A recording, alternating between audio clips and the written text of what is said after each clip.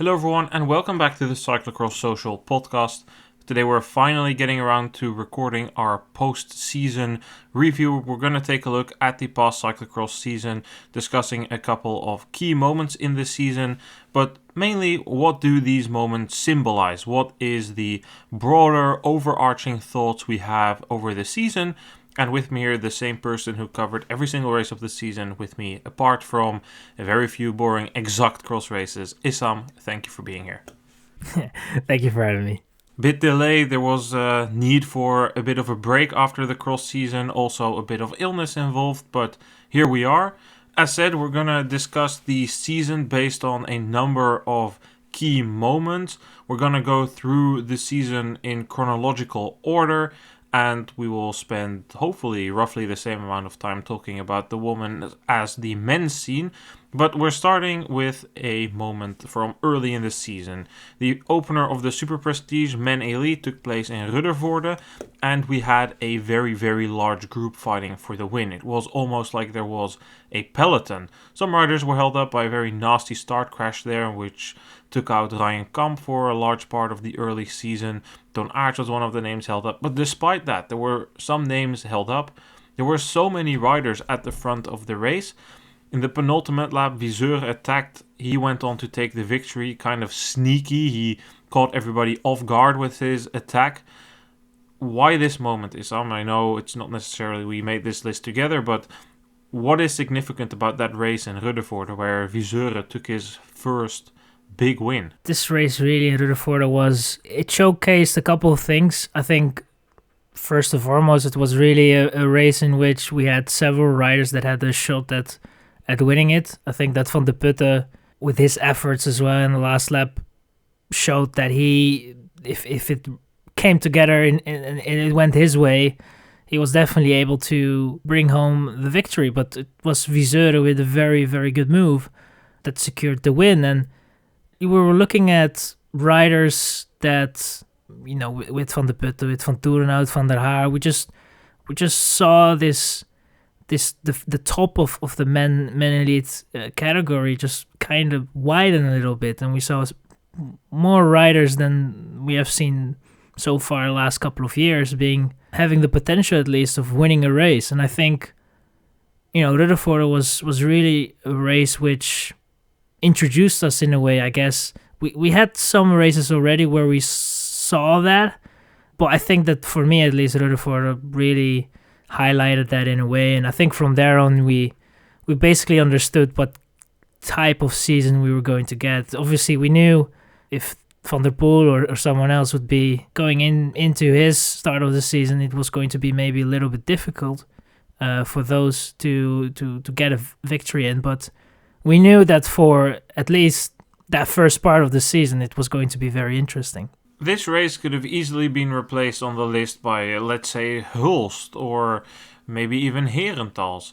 Because throughout the season, as you say, we've seen a number of riders make the step from who we knew they had it in them and they had shown their potential through high-profile podiums. In the case of Van de Putte, already through a number of victories. But they made another step in their progression, and it's an important step that puts cycling, or cyclocross I should say, without Van der Poel and Van Aert back where it should be, in our hearts. If you remember back to the COVID period, the racing, it wasn't that interesting. We had Paul Sauser completely dominated. It was Zweek, Iserbyt, and then there was, of course, Van Toerenhout at the front, and they were taking on Don Aerts and or Lars van der Haar. But especially in those years, it was Paul Saus who had the upper hand. They were the ones dictating the races, playing the team tactics. It wasn't nearly as good as it is right now. Then we discussed that trend a couple of seasons ago. There was some change. The re-arrival of Joris Nieuwenhuis, his return to cyclocross, did good for the sport. Thibaut Nys making that step up. I'm not naming him here because I think he had already proven himself at this level when he won that Waterloo World Cup. Yes, inconsistent, but I would still put him a class above these riders. These are the next riders that are coming there. And because Iserbyt and Van Toerenhout and Zweek, we should also mention Gerben Kuipers, Don Aerts. Because these riders are still there, the depth of field is so high and so deep and so good, and it's so intriguing to watch, Issam. It's really thrilling to see these races with so many potential winners. Some team tactics, but this season, apart from maybe a handful of instances, it never really annoyed me. And for me, as a pure fan of the sport, as a purist, that's fantastic to watch. And of course, I enjoy seeing Van der Poel do this sport. The ease with which he rides, his skill level is a pleasure to watch. But whilst we need him, don't get me wrong, I'm not trying to say, oh, he can leave. But I do, deep inside, prefer these early season races with so many contenders over a moment we'll cover in a bit, Van der Poel and Zonhoven. Yeah, I think the entertainment with these guys is just it's just something else. At least, there's the element of surprise, I guess, and I think that is definitely something that is appreciated. And it's just a bit more entertaining. And as you said, the team tactics thankfully didn't play a major role in many of these races, to be honest. And I think that made it more appealing, I guess, for me at least, and I think for the viewers as well. It helped. It looks good for the future as well. I think that the likes of a Viseur or Van de Putte, they made a step in which I think they can only improve upon that. They can only get a lot of it will also be in that experience, getting more and more shots at a win. And I think just with that, it's just going to be, we could see some battles in which it's going to be till the last corners, and then it will only be decided, because we have these courses where it's just where you can have these very tactical races in terms of not having the biggest of gaps between the riders. And I think that is definitely something in which cyclocross really comes alive when you have these battles that go into the last lap. And that is, for me at least, I look at those races and I'm like very thankful of the sport of cyclocross. What I like about this as well is that it forces the older, more experienced riders to reinvent themselves in a way. So what I mean with that is I'm curious to see how Iserbyt is going to bounce back from this season. It was a horrible season for him. He started with that suspension, that completely reckless, brainless move in Beringen to stomp on the bike of Kamp. But after that, he was good, but he was not that good. This is something that I wrote about in the Paul Sauze season review. You as well, Issam, you contributed to that. That's going to be out on our Substack on Wednesday. It's free for everybody to read if they want, but Iserbyt does not have a skill set with which he can decide a race. Van Toerenhout, on tough courses, he does. It's power. Iserbyt does not do best on those types of courses. But how he typically won was just by fatiguing the rest, riding away on power. This season, he didn't have that advantage. He had injury, and then he had another injury. He has that syndrome with his nerves, which causes pain, and then he had a narrowed artery towards his legs. But how is he going to come back from this? Because his tools, he doesn't have them. Van de Putte can attack on the barriers. Nys can attack on a super steep hill. Verstringen has the advantage on a tough course. Viseur, tough course, is very smart. For Iserbyt, it's becoming harder and harder to win these races. He doesn't have any major vulnerabilities anymore. He's worked hard on his sand skills, but he also doesn't have any major strength. So he was up there. It's kind of telling, right? 4 wins, but 8 second places, 4 third places. It's hard for him to win these races, so I'm curious to see, can he do something like Thibaut, his dad, Sven Nys, did in the end of his career. Old Sven Nys relied on his experience, pulled some tricks from boxes to beat riders who were stronger than him. That's what I'm looking for. Can Iserbyt do that next season? That's one of my main questions that arises from this increased level at the top. Already speculating about next season, right? But it's somewhat true. There are some riders that have to reinvent themselves and find the way of getting those wins in. And Iserbyt was definitely one that got plagued with his injury, and hopefully that will be fixed. And we have to wait and see it.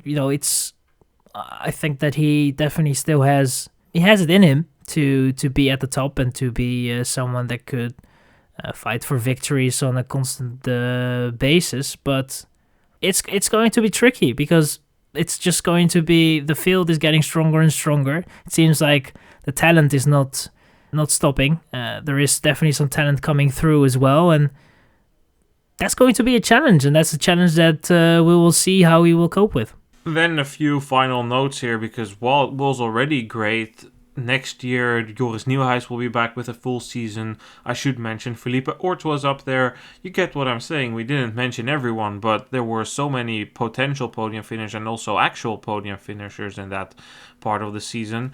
And the last one I would like to mention here is Lars van der Haar. He had a good start to the season. His win on the Koppenberg was especially impressive. He really fought hard in the chase early on, came back and almost immediately attacked to take a dominant win. After that, his season wasn't that good, but it also never wasn't that bad. Another rider like Iserbyt. For Van der Haar, the years are probably counting a little bit more. His season wasn't bad, but if he wants to win these races, one major vulnerability he needs to work on is his start. But apart from that, there are a lot of different things, like how does Van der Haar win a race? Tough, right? He needs to kind of break away from the rest, and that's hard with how closely matched everyone is. Then let's move to our second moment, the European Championships for Men Elite in Pontevedra. Thibaut Nys took the win here, Issam. This moment is significant because it symbolizes the step that Thibaut Nys has made this season. We just said he made another step that is different compared to the riders that we already discussed, because he had already had his breakthrough. He'd already won his first big race in Waterloo. He completely burnt out in that season, tried to learn from that last year, but last season was also a bit inconsistent. It wasn't bad, it was a bit better, but now he is, apart from a bad season start, or maybe especially because a bad season start, proven that he can consistently compete at the top. Yes, he had that really bad phase from the middle of November until the middle of December. Lots of different variables explaining all those bad results. But that race there in Pontevedra, it underlined his status as championship rider. He is dangerous. He finished on the podium of the World Championships at the end of the season. He clinched the Belgian title. He finished on the podium in quite a lot of races. Overall, I would say a really impressive season by Nys, and what we were hoping and expecting after that good road summer he had. Yeah, we were kind of hoping for him to make yet another step, and I think championships are always a bit difficult because there comes just a little bit more to it than only it's not just a normal race, and some riders definitely have difficulties approaching it as just a normal race, but it seems like with Nys, he has matured so much, it doesn't really faze him. He comes to the championships, and if he has the legs, he will do the job. And I think he did just that with the European Championships. And I think that that showed in a way how much he has grown as a rider. I think his personality as well. He has more than ever, I think, gotten used to the attention that he's getting and the pressure that it brings as well, being the personality that he is and the attention that he brings to the sport and to himself. So it was good to see that Nys was able to get the European title, and it was I think that if you look at the rest of his season, that phase definitely wasn't the best of looks for him. He might have panicked a little bit, I guess, but overall he was able to to be there when it really mattered the most. And it's going to be interesting to see how the next couple of years will go for him, because he has ambitions on the road, and quite some big ambitions as well, and rightfully so, because I think he has shown potential on the road, and he is in very good hands with Trek. So you gotta use that to your advantage in a way. And it will be interesting to see how his cyclocross season will kind of cope with the whole road campaign and the focus on the road as well. He definitely, he has the room to still go and focus a lot on cyclocross, but we'll have to wait and see, and maybe that will help him in a very positive way and make him even better. Nys has said that for now he wants to tick off some big goals in cyclocross before he starts cutting back his program. I think that's sustainable for a few more years, but that ultimately Nys is also going to shift towards a significant road program.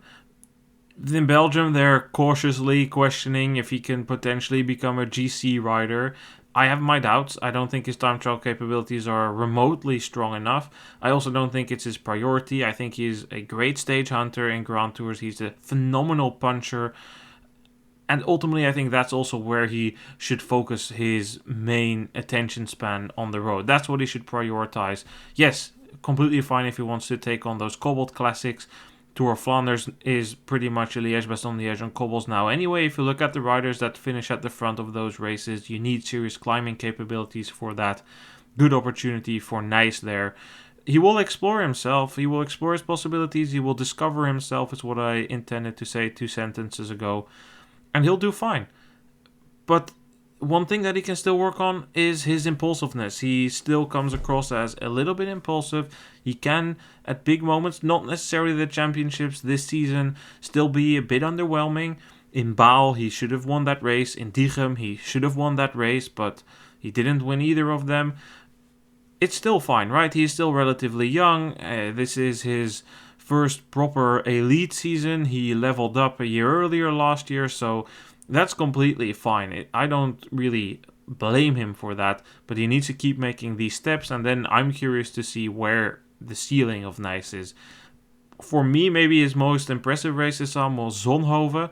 Big engine course. I remember a bit of confusion because Zonhoven is not really associated with that, but I asked it for a couple of riders that raced there, and they were like, yeah, power course, yeah. Ooh, you can blow yourself up so badly here with the climb, with the mud. And he did so well there. Yes, it was quite far behind Van der Poel, but I recall very well that I sat in that hotel in Beringen the night before. I had driven towards Zonhoven from Hulst after a full day in the cold. I was there for a month. I've been hearing these excuses from Thibaut Nys and his entourage. It's this, it's that, it's blah, blah, blah. I want to see it now. Like, it better come out tomorrow or at most then at the next race, but I need to see it at some point because else I'm just going to think that it's a lot of excuses, but the legs aren't there. And then he stepped up there. Of course, that was not because of my pressure, but I recall that race as a kind of turning point for him, starting a second strong phase of the season. Yeah, and I think it was also evident of the rider that he also is in a way, because, you know, sometimes you would tend to say that a rider that is a bit younger, some might struggle a little bit with these power courses, but at least what we have seen this season, that's not really the case. We have seen some young riders really being able to master those, you know, very tough courses, and, you know, Zonhoven is definitely it became a power course, definitely for the ones with the big engines, and Nice is one that we can count in as, on a good day, one of the riders with a very big engine, and he showed that, and it was, you know, that race was somewhat in the shadow of one man, but I think that it was for Nice, nonetheless, it was a very, very strong outing, and as you say, a start of that second phase in which he was also very strong. Back to where we were, we mentioned this in the context of the European Championships. His ride there wasn't actually that special to me. It was quite weird race. It was a fast course. He eventually got away because some shenanigans went on with Iserbyt a bit further down, and he bridged up towards Orts. And then he pretty much just decided to unite forces with Orts. But that wasn't necessarily, as said, the intention of this podcast, mentioning the most memorable moments or the best races of the season. It's more the overarching thoughts, and in that sense, I also have a bit of a moment that maybe is the odd one out in the list that we're covering, but it's also from the European Championships, but a race from earlier in the morning, the junior women's race, where Swiss rider Anja Grossmann became European champion, and I would like to play her interview from after the race. I work for this really hard, and it means the world to me to race races and win races, and titles are always, we work for this and everyone wants it, and it's just a dream to come through another, and in the first year junior, and especially I wrote today and every day for my friend Muriel, who passed away a few weeks later, and it was the hardest weeks of my life, the last weeks, and I mean, I gave everything for her, and she was with me, and her family and her, they are the loveliest persons I know, and yeah, it was very hard, but I could manage it, that I have a clear mind in those situations who I needed. And it means the world to me, and I want to thank everyone around me, my family, my boyfriend, my team, my sponsor, my friends, and everyone around me who is there for me and do everything for me, because without them I would not be here and win this title. And it wasn't, and also this cycling, they do the best job they can do, and to bring me on this level, it's just amazing and an incredible day, an incredible feeling to cross the finish line, and yeah, it's unbelievable. That is just a phenomenal interview, beautiful and painful at the same time.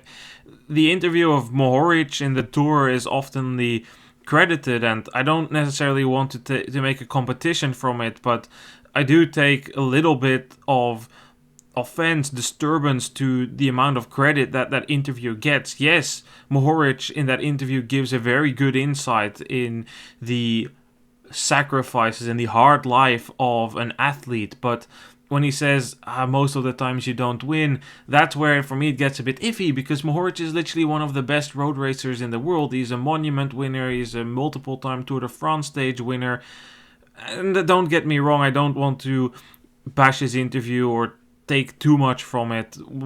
I just think that this is even more pure, and if you do like the Mohoric interview, completely fine by me. This is just, for me, actually the essence. You have here a girl who is turned 16 years old, literally 2 weeks before the European Championships. She had her close friend die in the junior women's road race in her home country a month before the European Cyclocross Championships. And then to not only win, race super mature, she was in control of that race, and then also for somebody of that age to be so well spoken and really bring under words her feelings, the sacrifices that you make, the dream that so many young children, juniors have to aspire to become a pro cyclist, to become a successful bike racer, be it in cyclocross, mountain bike, road racing, the big sacrifices that you make. Like when you're a pro, it's a lifestyle, right? You're used to it, but it's tougher when you're young and you're in high school and your friends, they don't necessarily understand what you're doing. Why are you going to Spain to race bikes? Why don't you come to the party with us?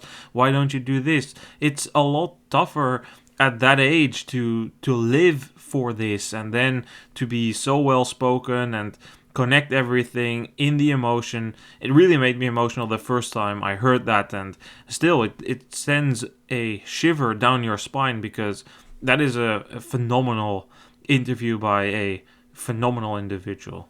I think you put it towards the best. I don't think I can do any better. It is, I have to say that it was, because I didn't watch the race and I had to watch it back. You sent me the interview and I watched that, and it was, it's sport at times. The emotions that it brings it's incredible, and at times it's not by the right circumstances, and this was one of those moments in which you look at and you can really feel the emotions, you can really feel the honesty as well in everything that was said. And at times you look at the interviews that are being conducted after the races, and you sometimes wish for a little bit more a real answer, I would say, less of a programmed answer. It can also, it has to do a little bit with the questioning and all that, but I think that it would only benefit the sport in a way.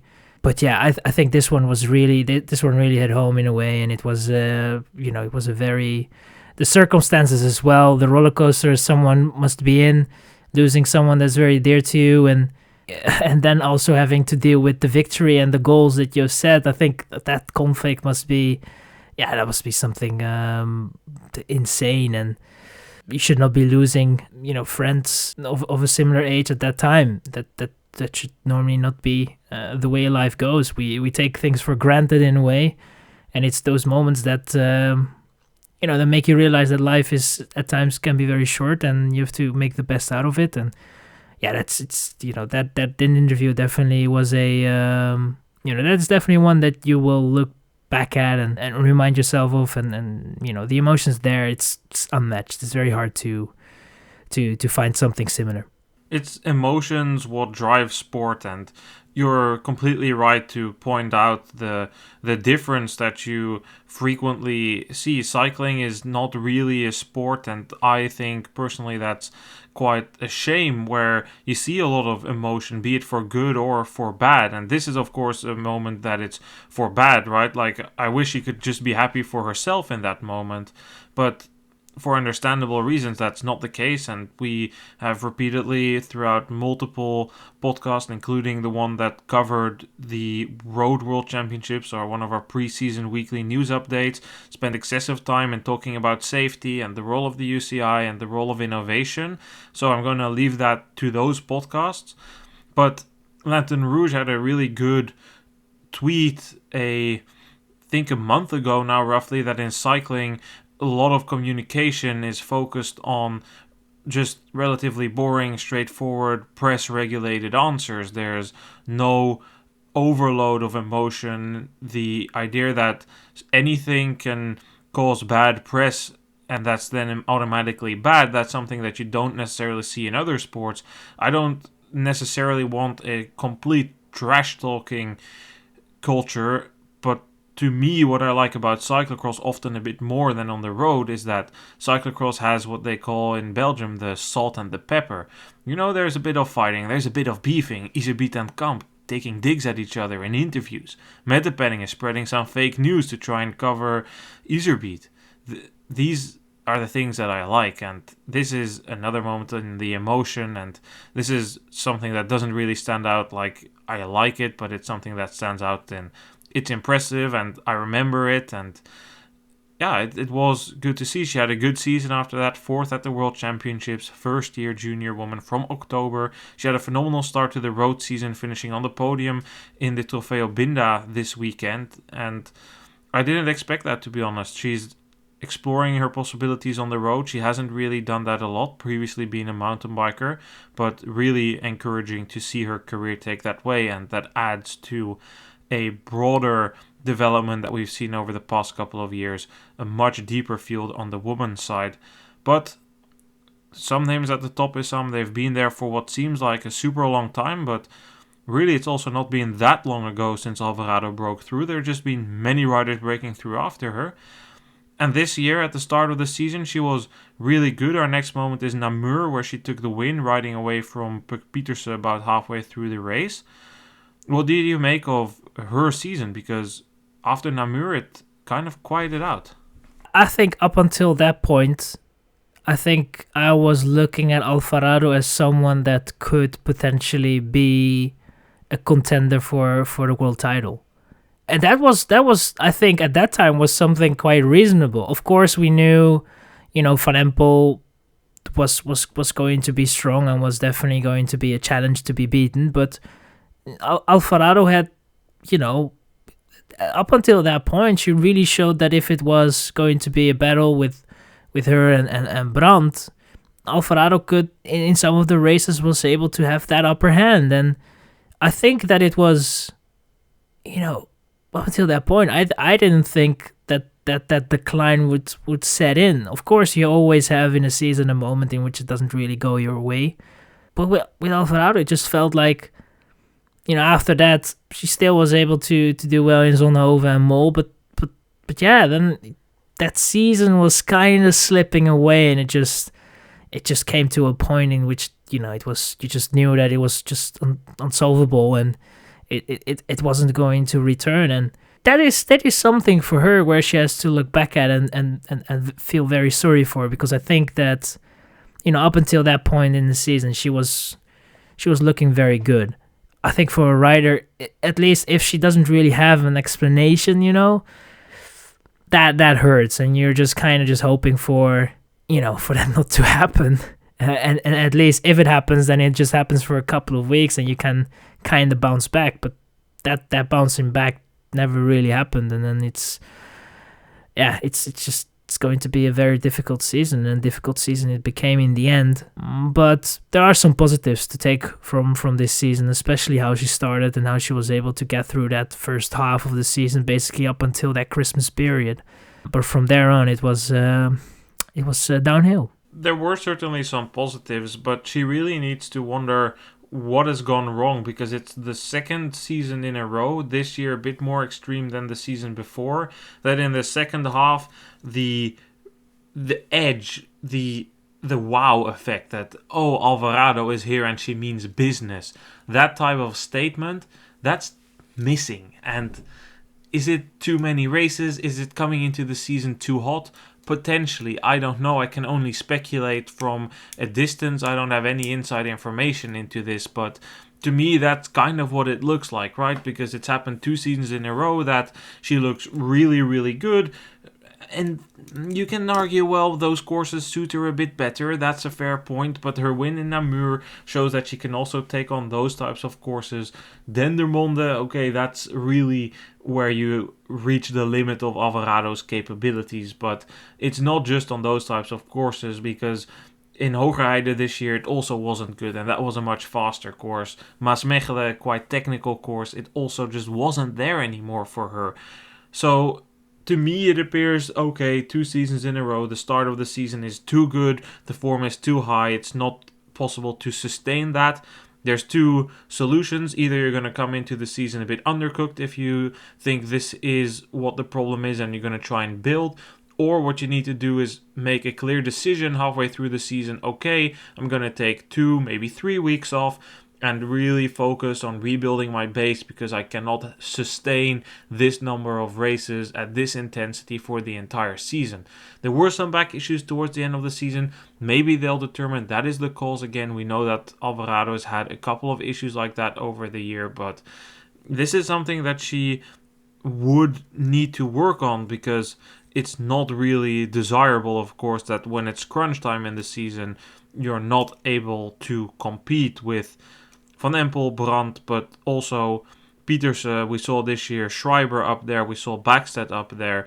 Also here, this is not on our list, but we did see that a couple of times, that these riders that were closely behind came a little bit closer behind, a bit more within touching distance. Schreiber taking the win in Hulst, Backstedt having that fierce battle with Alvarado and Gulligem with the shoulder barging. They're coming closer. They are, and who knows what next year will bring to us. I think that will be very exciting to watch indeed. And what we have talked about kind of happening on the men's side, in which we have seen that a number of riders that are coming through that were those under 23 prospects that are now actually being able to challenge for victory. I think that on the women's side, that's also something that is happening, but it's just the thing that I see a bit more on the women's side compared to the men's side is just that if you go through the categories, the juniors as well, there's just some talent coming through in which you look at it and you be like, well, that's something to worry about as an elite, because the level is just getting better and better in a way, and it's that is definitely interesting to see. And I think also if you look at the likes of Backstedt and Schreiber, I think for them the growth they have gone through this season was, I might say, a bit surprising, especially for Schreiber. I think that she definitely made a step in which you look at and be like, well, it was really something. And it was a bit surprising, I have to say, but the potential was there. But we still had to see that in a way, and it resulted in some good results this season. And I think, with Backstedt, we kind of expected that a little bit more. And we have seen it already a little bit more. But it's also worrying for the ones like an Alvarado, who has shown that she is definitely, if everything goes well, she's definitely one of the riders that can win races. But for how long? And what will the level do? Schreiber and Backstedt will only get better. And the riders that are coming through from the juniors, they will also improve. And they will also they could arguably set the bar in a way, and that could make it difficult for a rider like Alvarado. But we have to wait and see how that will play out. But I think we're definitely in for some exciting times in the women's category. Most certainly. It's a question what the eventual ceiling is, and what you will see is that Schreiber and Backstedt, and just like Vash already, will also develop into road riders. Some of those talents are better suited to the road. For instance, Kat Ferguson, third in Trofeo Binda, her Women's World Tour debut, her season start. I watched that race yesterday. Really a phenomenal ride by her to end on the podium there. That was super impressive. Her road talent is absolutely insane. And to be honest, if you look at her in the cross, and this is not just because she had that bad crash in Hulst, she just doesn't have the technical abilities to survive on a cyclocross course. It was quite painful to see her try and make it through some slippery corners in Louvain, especially on the individual race on the Sunday. Man, that was quite dreadful, and it's fine, right? Because her talent is undeniable. It's there on the road. On the other hand, a rider like Gladanova, who has more feel, or Géry, who already finished in the top 10 of a World Cup and is the European U23 champion, there's plenty of talent coming through, and that's exciting. And that's also something that I was trying to refer to, like the trend that you see on the men's side with Van der Poel and Van Aert. It's a lot more present on the women's side. I would argue that it's always been more present there, in fact, and that you just see a lot of combining disciplines there. So that's an intriguing thing to follow over the coming years. How will that do? You come to the old debate. Do you become a better cyclocross rider because you are a good road rider and you can do that big program, create the volume? Or are you such a good road rider because you have the cyclocross ability? What comes first, the road skills or the cyclocross skills? What's undeniable is that when we move to the next point on our list, Issam, we can be quite short, I think. Zonhoven, men's race, Mathieu van der Poel. Do I need to say more? Say less. No, that was a wake-up call, I have to say. Not really that it was, I'm not going to pretend there and say that I expected that the way he did it, but we kind of knew that it could be, that we could be in for a one-man show. But it was, I at least can remember that I said something along the lines of, Van der Poel will decide how Van der Poel will race and how the race will go. He is going to be the main factor. If he wants to blow up the race and go at it from minute one, then he is going to do so. And if he thinks better of it and picks his moment, lap 4 or something, then he will do that. But he will decide. And he decided in a way which was spectacular, I have to say. And I think he set the tone there. He made sure that no one had any ideas about trying to make it difficult for Van der Poel to maybe get a win in, or who knows what the form will be of Van der Poel. It was clear from the get-go, and I think I hope that next year we're not going to have as much speculation as we had this year, to be honest, because it was getting out of hand in a way, the way people were speculating on what we can expect from Van der Poel. But that was just all the talks was silenced quite quickly with that race. Hoping for less speculation about a closer level is naive. We've seen it so many times already, and you could this season see the difference Van der Poel and Van Aert in their commitment to this discipline. Van der Poel takes it a bit more serious, is probably a bit more gifted as a cyclocross rider as well, can rely on more robust technical skills. That race in Gulligen by Van Aert, it's not on the list, Issam, and I think you'll be thankful, so you don't need to recall the memories from that, but that was just telling for everything you need to know in the difference between these two riders. Van Aert, as we said many times, didn't take it too serious, did it for fun, collected a silver medal, which is in a way insane to think about, right? These two riders don't fully focus on it, don't peak for the World Championships and still comfortably win. Van Aert just didn't have the technical skills to compete, probably lacked a bit of power, but wasn't horrible overall. Van der Poel, despite that crash in Loenhout where he fractured one of his ribs, he managed to deliver a perfect season, no real doubt about it in the end. A dominant world championship, a dominant record equaling world title, and then everything points towards he's next season going to go to Hulst, he's going to continue. There will be some speculation because maybe he'll think it, but at the end, That Canyon deal stated very clearly that he's going to commit to cyclocross, he's going to commit back to mountain biking. So at the end, the commercial value of him doing cross is too big. It was a dominant season and maybe a bit of an embarrassing revelation, Issam, but during that race in Zonhoven, I left a bit early. I left halfway through the race. It had been a dreadful long day. Hulst the day before was cold and wet. In the morning, you must remember that vlog I sent you. It was chucking it down. It was snowing. It was hailing. I saw all 4 seasons, but above all, most of the day, it was winter. I was soaked despite wearing a very good rain suit. Van der Poel was gone. I'd seen the Kuil. I've been to Zonhoven many times. It was time to leave. What a dominant rider. I can't remember the video. Oh man, that was that was pain, to be honest. I wondered if you got sick after that, but you didn't. So, your immune system was tested and it was good. But yeah, I don't blame you. I think it was very evident where that race was going. And in the end, you can always watch the racing back. You were also quite busy that day, so it's I think in the end, no one will really blame you. We will see Van der Poel next year again, probably going to do the same thing he did this year. And for the world title, I wouldn't say that the world title is waiting for him because you never know how life goes. It's going to take a very strong man to beat him.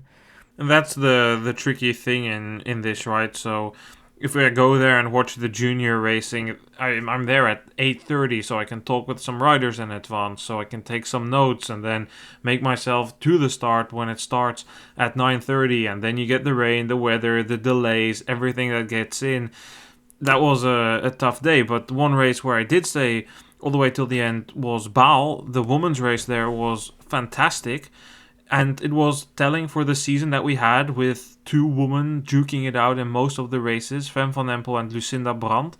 Brandt, after 2 seasons hampered by collarbone fractures, now back at her best. Van Empel taking a slightly different approach, hoping to do better on the road. It's early days so far. It's not looking all too great for Van Empel, but we'll see. It's a long way until her quote-unquote races come, the Ardennes Classics. We had a number of great battles. Brandt this season having to chase a number of times. And that's the funny thing about Baal. The roles were reversed. It was Van Empel who needed to chase. She had that crash early on where she needed to adjust her handlebars again. Then chased. She looked to have been completely in lost position in the final lap. But where for the entire season, last lap Lucinda Brandt, dangerous force to be reckoned with. In Baal, it was the other way around, Van Empel getting the win. And ultimately, that was also telling for the season because despite some inconsistencies, some more struggles, not as dominant as the past 2 seasons, when it mattered the most, Van Empel got it done one way or the other. Be it by forcing an error on Brandt in the final corner at the World Championships, by a phenomenal comeback in Baal, by squeezing herself through 2 non-existent gaps in Pontevedra to take the European title.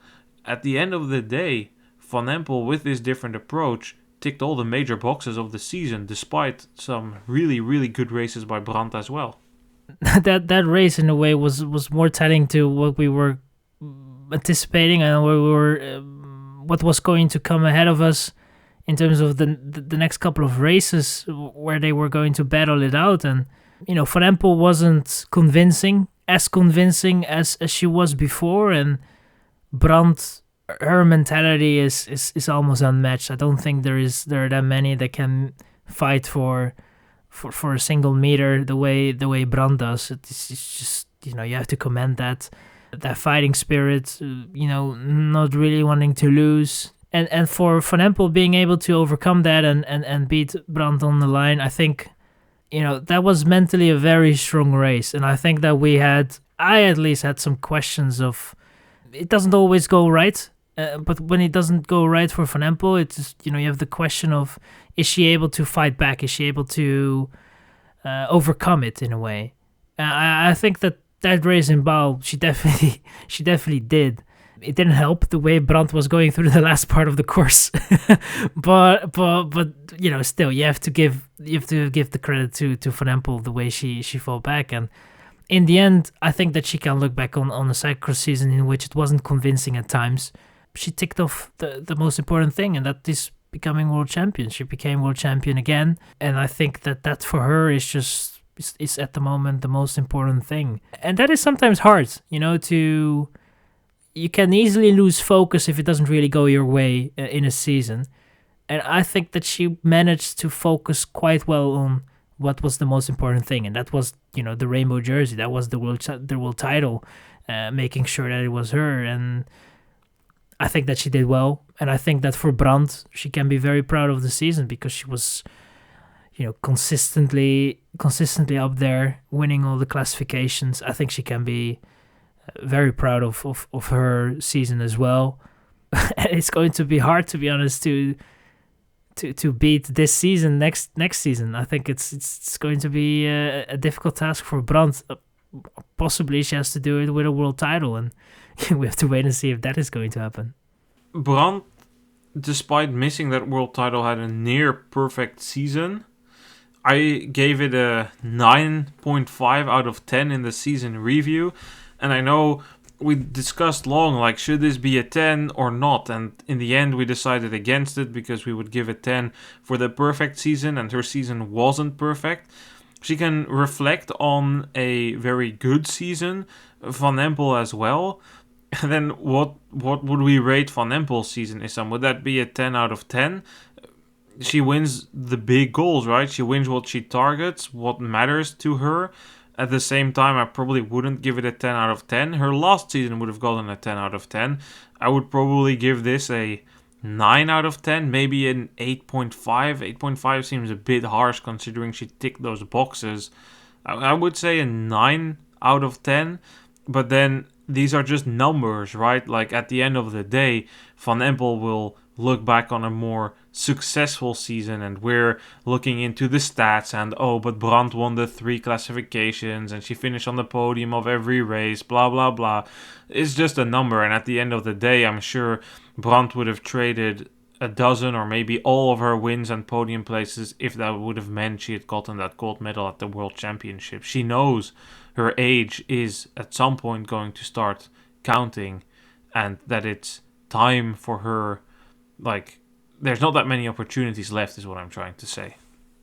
No, they're not, and I think she realized that as well after the race in Liévin. I think she knows that that she might still have some races left in her and some world championships left, but you just don't know how the body will be next year. You don't know in terms of injuries and all that, and how your career can be over, quite rapidly, and it doesn't warn you. It doesn't warn the body that much. It's when it's over, it's over. It's just you're not.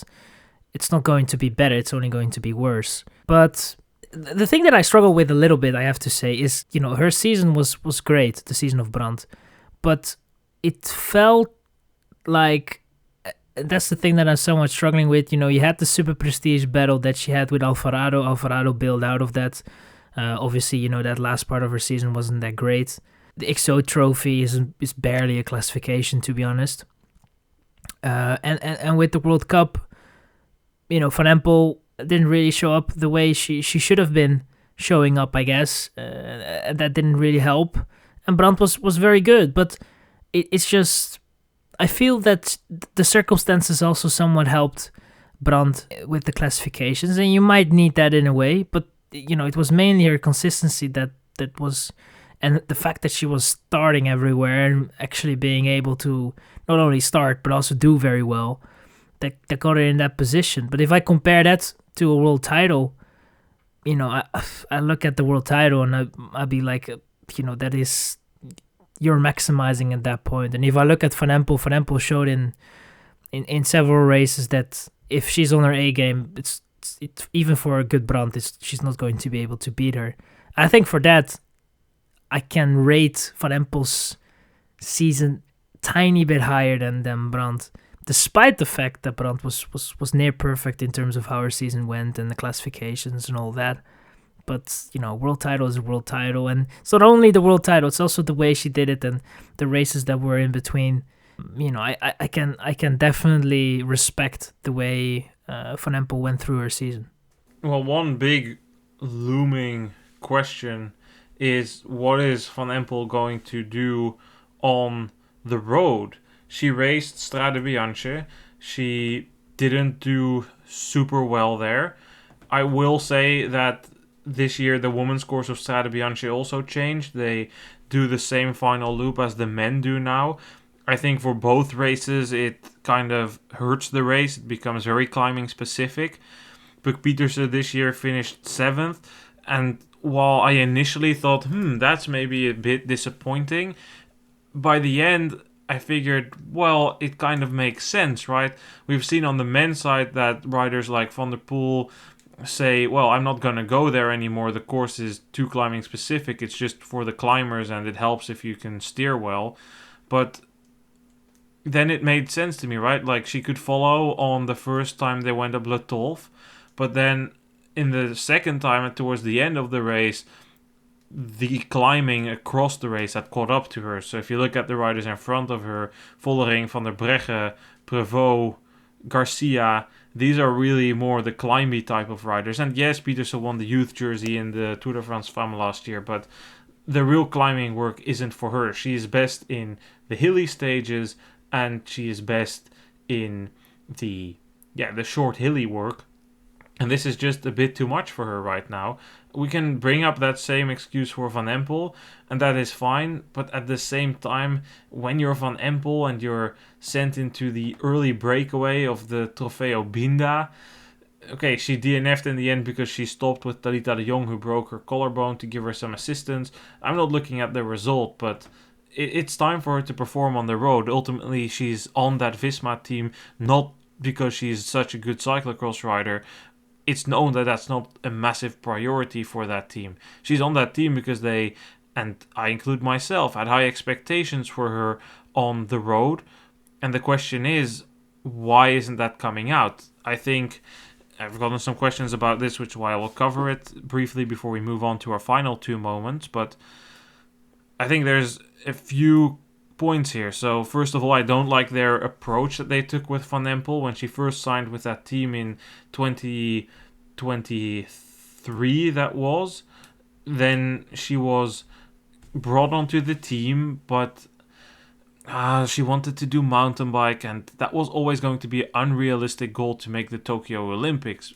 She needed to go from a top 10 U23, she was finishing roughly on the bubble between 8th and 13th, to a rider that finished roughly in the top 5 of the Elite World Cups, which was always going to be an extremely tough ask.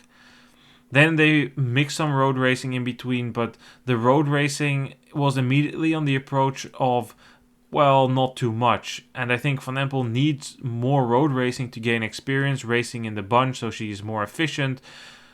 And then the second point is, I don't know, and this is where I'm speculating, the engine. Does she have the engine to be a road rider? We've seen several cross riders. Iserbyt is one of them. Sven Nys is another one of them. But we've also seen them on the women's side. Alvarado is one of them. That they don't really have the engine to do well in these longer races. That their endurance base, that their fatigue resistance isn't good enough. I don't know if that's going to come or not for Van Empel.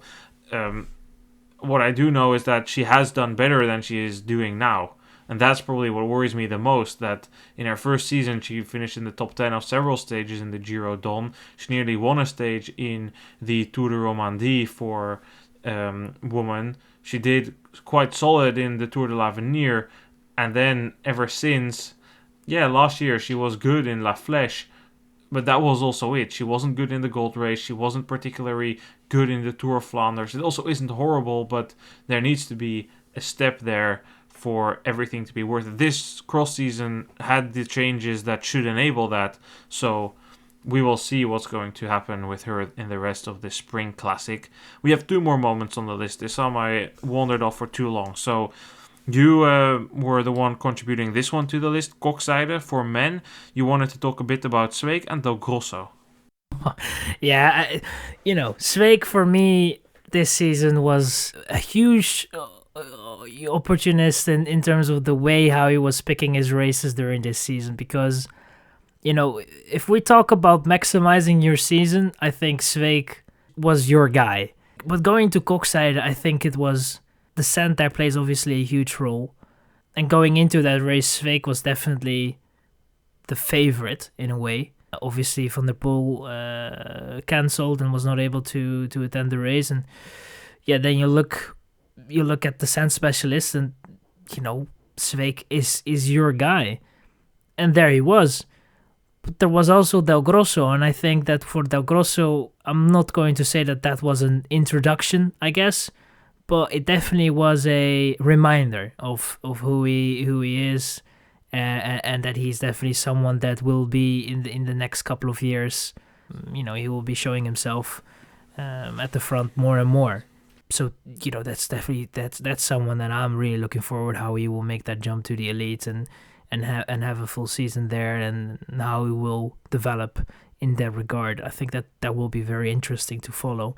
The way Del Grosso was racing through the sand and through his sections, and especially his dismount, the way he was able to just steal the meters of Sveik, whose dismount was far less efficient than it was by Del Grosso. And Del Grosso was, in my eyes at least, before that race, I didn't really see him as the sand specialist, but he became one, I guess.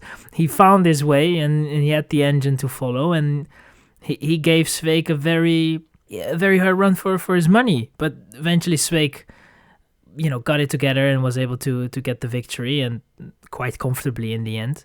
And Del Grosso had to settle for second. But I think that race was really a very solid outing for Del Grosso as well. And we kind of got this. Del Grosso, we've seen him already in Diegem as well, but it was interesting to see that he was able to have also a very good race in Kokzijde. And for Sveik, we have seen those, when he has a race in his mind, he's going for it. And if that means you have a double weekend and the Saturday is not really his race and the Sunday is, he will throw the Saturday completely out of the window and finish somewhere in P12. And then the next day he's there. And it's that sometimes has put me off guard, where I'll look at his Saturday and be like, Sunday's going to be difficult. But later on in the season, you could just kind of realize that he is someone that is very, he's just picking his moments. And he did that, in my eyes. He maximized his season and bounced back from last season, which wasn't the greatest. I think that he really, he's one of those riders that made his previous season, which wasn't the greatest, just kind of disappear and found the right groove and was there. What I recall very well from that race in Kokzijde was that Sveik was under pressure in the technical sand sections and needed to compensate in the power sand sections. That was really intriguing. The first time in a very, very long time that somebody could put Sveik under pressure with sand riding skills. He, as you said, went for the more Albert, Klaas van Tornhout-esque approach of the season, throwing a couple of races in the bin completely, choosing his moments to shine. I think he really had his hopes on winning a Belgian title. He also hoped to win a medal at the World Championships. Both didn't happen. World Championships he was a bit sick, but nevertheless a good season for Sveik. He needed this rebound after last year, which didn't really go his way. In the end, it turned out a combination of factors. A small injury in the first race in Beringen. He already didn't come in at the best form, so that was it for Sveik. He needed this. He got it done. A good season for him. Several victories. His win in Niel was also very special. That was maybe for me the most special one in the season. His domination there, attacking in an unconventional style from him, going right from the get-go pretty much. I think he attacked at the end of the first lap and was never seen again on muddy conditions, a course that isn't really what we associate with Sveik. That was good. It was fun. And then, Del Grosso, for what you say, I can only echo your thoughts. A phenomenal talent, somebody who we'll hear a lot more from in the upcoming years. And that brings us to the final point on the list, Issam. Middelkerke post-Worlds Racing. For women, Inger van der Heijden taking her first major win on the podium with her teammate Sarah Casasola. What's telling here, I think, is that Van der Heijden, she was really, really consistent this season. She barely ever finished outside of the top 5. She was so often just on or just off the podium. And then that's a class, that's a skill, right, to be that consistent. And then at the same time, it's also a bit unfortunate to not be able to consistently compete. But then in Middelkerke, there was that crash for Brandt, so she took maximum advantage. A couple of other riders that ended their season. She made that another step, and with Crelan Corendon on the women's side, it's really been a positive season for them. They signed Casasola, great signing. We both were big fans of that early in the season, and it worked out phenomenally because, yes, in the early season, Casasola was up there fighting for podiums, sometimes even for victories. She had a bad phase around Christmas, which hampered her second half of the season quite a bit. It was unfortunate. It was an asthma attack in combination with illness. Let's see next year, right? That's promising things we've seen from both this season. Yeah, absolutely. I think Van der Heijden was very fortunate there with the mishap of Brandt in the first lap, and but she wasn't that fortunate in several races this season. As what you stated, she was there. And then we kind of arrive at that halfway point, and she was just not really able to follow the best. If there was a Brandt there, or there was an Alvarado, or there was Van Empel, then for Van der Heijden it was just going to be a little too fast.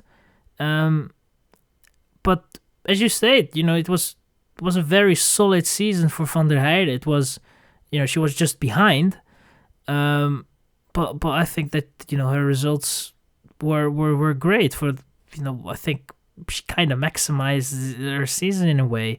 There's not really much more you can ask from Van der Heijden. I think she overachieved in a sense, and then to get that victory in Middelkerke, end of the season somewhat.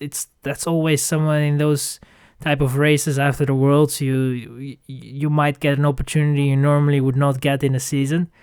And it presents itself, and then you have to take it, and she did, and it was great to see. It was almost like a present of all the other races that she kind of had to endure, where it was where you finished third or fourth and quite far behind the ones in front, and it's just a different feeling in a way. You're not really able to compete for victory, and now you're actually you're getting the victory somewhat. It presents itself, and then you have to take that opportunity. Brandt definitely gave it her all, but was not able to change that. And yeah, with Casasola, I was afraid that her season would just kind of slowly but surely go into a very into nothing in a way, and that the season would just be a little bit forgotten.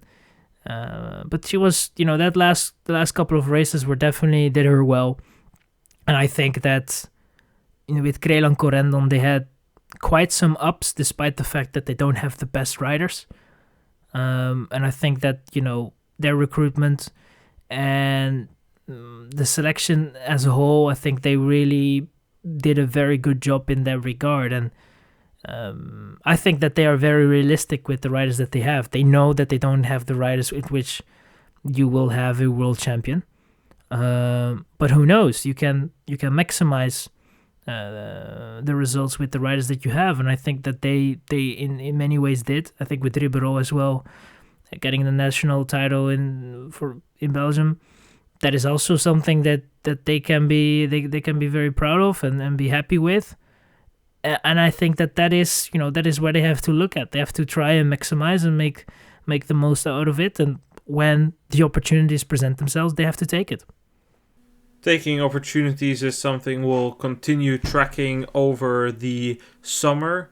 I think this was it, Issam. This is what we came up with, what we remembered over the course of the season, kind of the bigger picture, if you will, zooming out, taking a broad lens view at the highest level of racing. Of course, it's been a fantastic season, and we can stay away from those cliches and blah, blah, blah. But yeah, I enjoyed the season quite a bit. There were quite a lot of good races. There were a few boring races.